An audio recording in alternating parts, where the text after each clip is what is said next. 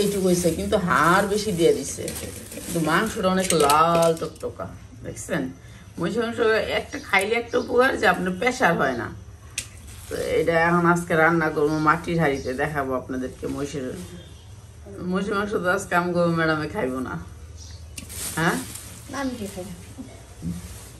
ম্যাডামে মহিষের মাংস খায় না। আমি আনছি 1.5 কেজি 1200 টাকা দিয়ে, এটা 800 টাকা কেজি আনছি মহিষের মাংস।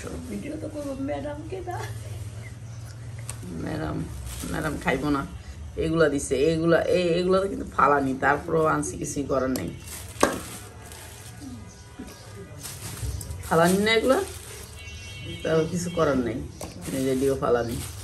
বেশিরভাগই হাড় মার দিয়ে দেয়, কিছু করার নেই। ওখান থেকে আনলে এটা বাগা বিক্রি করে। এই যে মহিষের মাংসটা, তো এখন আমি মাটির হাঁড়িতে রান্না করবো। এটা একটু একেবারে কালা বুনার মতো করে করব।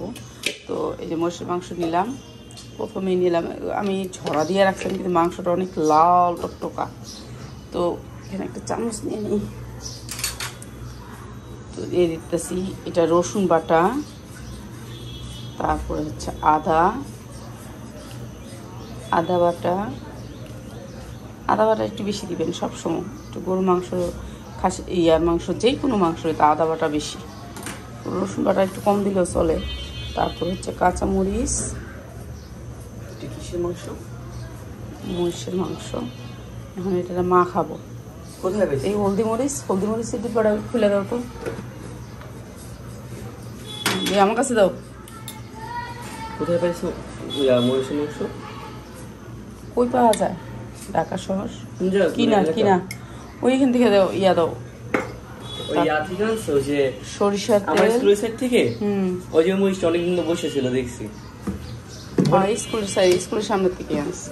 ওখানে প্রতিদিন একটা করে গরু জব দেয়। এটা হচ্ছে, চুপ থাকো, দেশি গরু। হচ্ছে সব ধরনের মশলা।